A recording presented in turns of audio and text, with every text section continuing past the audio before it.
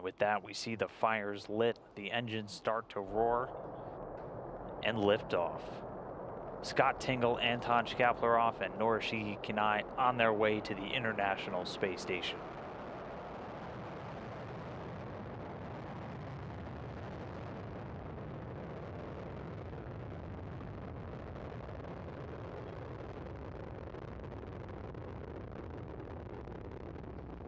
Anton Shkaplerov already calling down everything going well on board, everything reported fine. Performance calls coming in, the engines performing nominally or normally.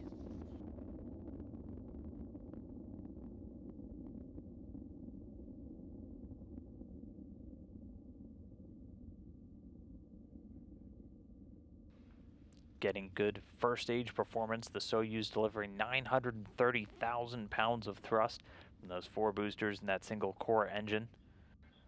The first stage measures 68 feet in length and 24 feet in diameter and is going to burn liquid fuel for the first 2 minutes and 6 seconds into the flight.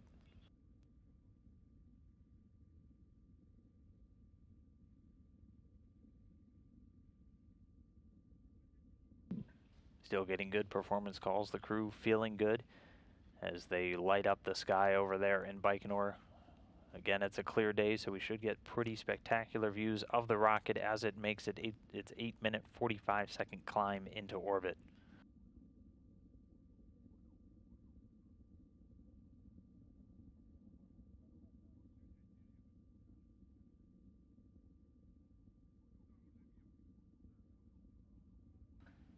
Already more than 1 minute, 45 seconds into the flight, everything's still going well with the rocket.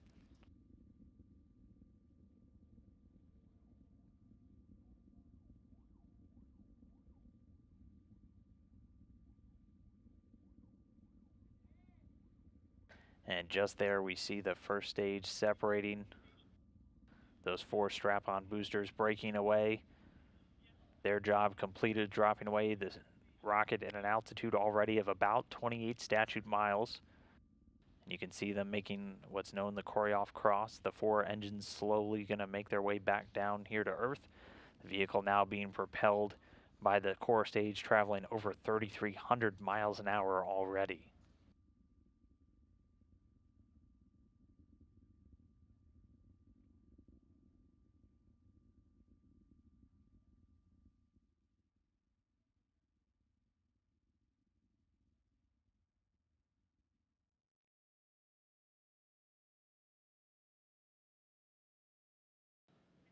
Getting confirmation that the shroud has been jettisoned.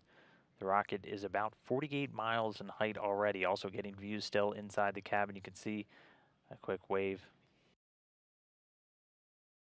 At this point, the vehicle is traveling at a speed of about 4,700 miles an hour.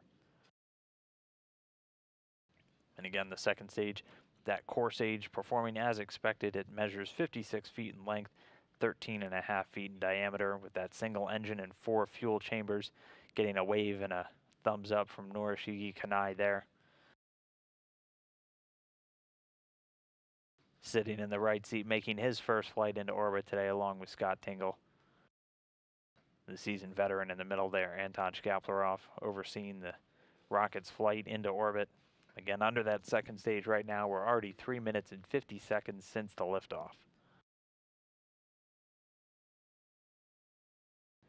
And then in this animation, you can see the rocket as it continues to climb to orbit. That second stage with the single engine and 4 fuel chambers provides between 178,000 and 222,000 pounds of thrust, depending on the altitude, for its 3 minutes and 28 seconds of operation.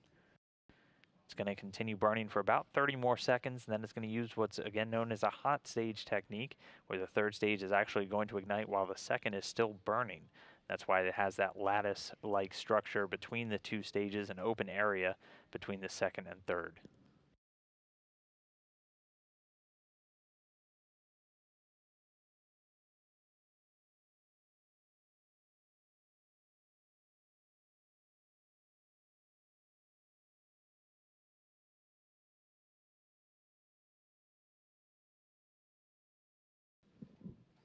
And now standing by for that hot staging and the separation of the second stage. And the visiting vehicle officer confirming the second stage has separated, confirmed. The booster separating at an altitude of about 105 miles. It's now being propelled by the single engine of the third stage, that providing 67,000 pounds of thrust, and it's going to burn for another 4 minutes and 2 seconds. That's going to put them into their preliminary orbit. So this is the third and final stage of this flight. Getting great views inside the cabin, seeing Scott Tingle and Anton Shkaplerov. Everything going great so far. In that cabin view, you can see dangling from the top that's a stuffed animal. That is a dog that was from Anton Shkaplerov's daughter, and that's going to be our 0G indicator. So once their flight is complete, you'll actually see that start to float along, possibly with some of the papers in the cabin. That's how they know they've made it into their preliminary orbit. Getting good reports from the crew, everyone feeling great. 6 minutes into the flight.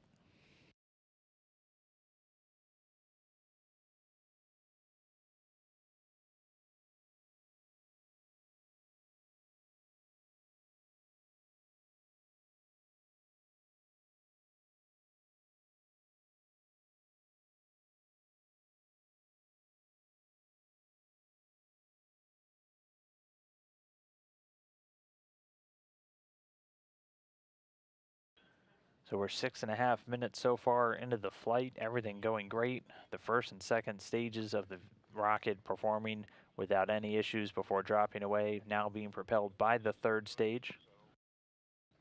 Still getting reports, all the control systems on the vehicle operating nominally or normally.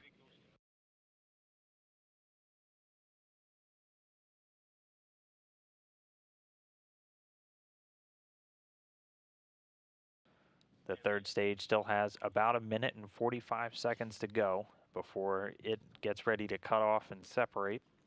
And once that third stage delivers the Soyuz into orbit, a number of pre-programmed commands will be executed to prepare the Soyuz for flying around in low Earth orbit. And that'll include deploying the solar arrays and a number of navigational antennas on the top of the vehicle. 7.5 minutes and counting up from liftoff. At this point, the vehicle traveling at a velocity of almost 13,500 miles an hour.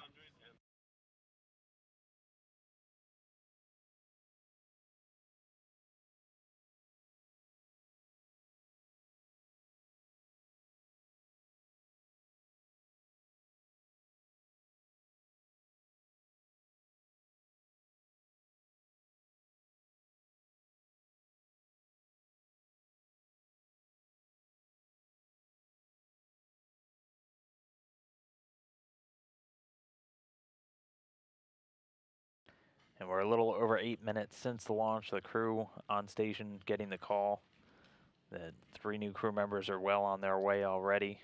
The third stage continuing to fire, should have another 20 seconds or so.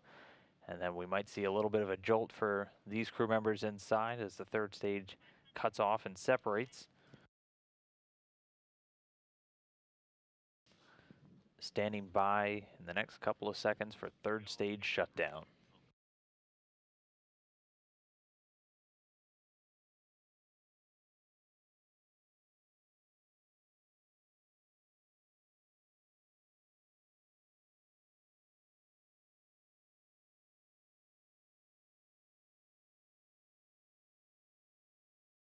And we missed it a bit in the video there, but getting a little kick. The third stage confirmed to be separated.